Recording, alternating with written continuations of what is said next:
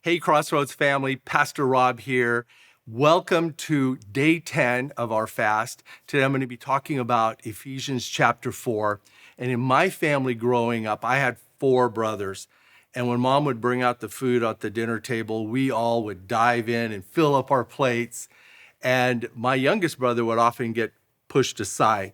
And it's probably the reason why he's the smallest of all of us.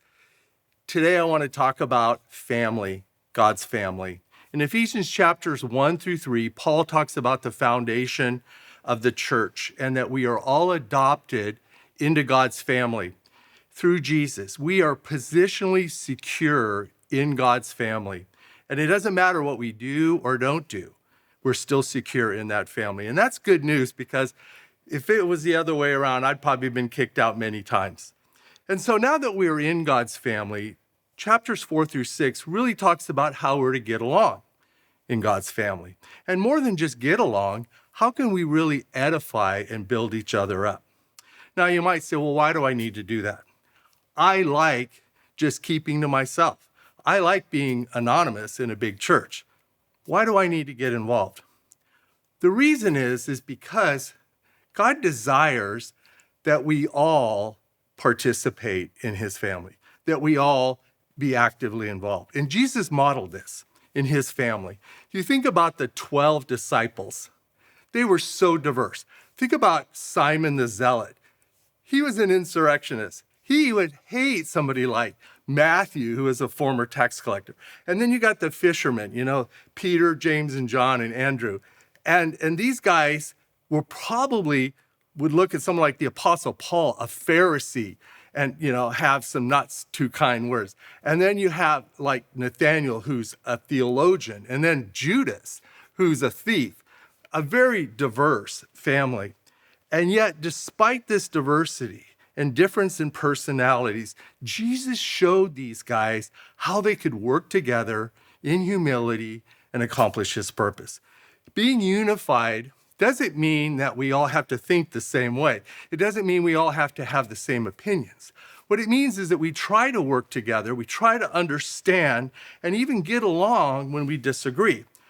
If we could just focus on Jesus, on his loving kindness, his generosity, his grace, his mercy, then the natural response to that would be that we could do that as well for our church family. Now, in God's family, there's no room for thinking, well, I'm better than she is, or, I'm more spiritual than he is. There's no place for division.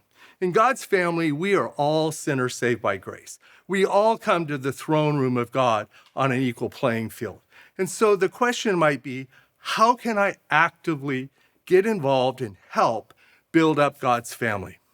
Well, I'm glad you asked. Point number 1 is that God gives us spiritual gifts for his family, to bless his family. And in verse 11, we see some of these gifts. He mentions them: teachers, pastors, evangelists. Later on, he talks about the gifts of helps and service. And a lot of these gifts, we use them every week, serving here at Crossroads, serving behind the scenes. Each of us have been given special abilities and gifts to use in building up God's family. And we need to find out what are our gifts and to put those gifts into practice. You see, when we're all using our gifts, when we're all serving each other, then the family of God is healthy.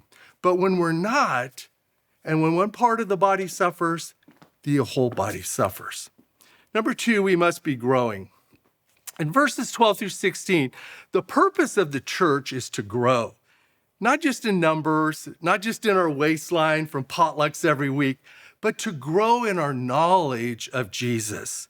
How do we do that? Lots of ways. Being in small groups, teaching students and kids on Sunday mornings, leading a Bible study. Paul wants us to mature in our faith. To mature means that we're not being deceived by the devil or his worldly schemes. We want to mature so that we could come alongside a brother or sister who's struggling with sin or temptation and to help them. Growing means becoming like Jesus. That's what we want. We want to be like Jesus. We want to grow and mature, and not just individually, but also corporately, helping each other. As a kids pastor, I can tell you, I can't think of a better way to grow than to teach young children the Bible, to build a biblical foundation in their lives that will last a lifetime. And number 3, we're to be a godly example, especially with our youth today, especially with our emerging generations. You know, our world today, it challenges biblical authority. It challenges biblical immorality, and it promotes immorality and greed and even sensuality. God's family needs to reflect Jesus in an ever-changing world. We don't have to look very far to see ungodliness. It's everywhere. But Paul says that we should be set apart as believers. We should be different. And what that means is that we don't have one foot in the world. We're sold out for Jesus. It means that we don't go back to that old way of life. Paul says that we have a new life in Christ. We're born again, that we are a new creation, that we're to take the higher ground, to be set apart. And so you have to ask yourself, how am I doing with that? Am I struggling? If you're struggling in that area, pray, fast, ask the Lord to help to change your mind so that he can change your heart. Friends, the lusts and desires of this world will never satisfy. Following Jesus, loving people away from things that can hurt them, loving people toward Jesus, toward a relationship with him, that's what's going to build eternal rewards in heaven. It's not easy being in a large, diverse church family, but God is patient. He's gracious with us. And so during these 21 days of fasting, call out to him, ask, pray, seek him. Lord, how do you want me to grow? How do you want me to change? In what ways can I step up and help and serve my Crossroads family so they can grow? God bless you. We'll see you tomorrow.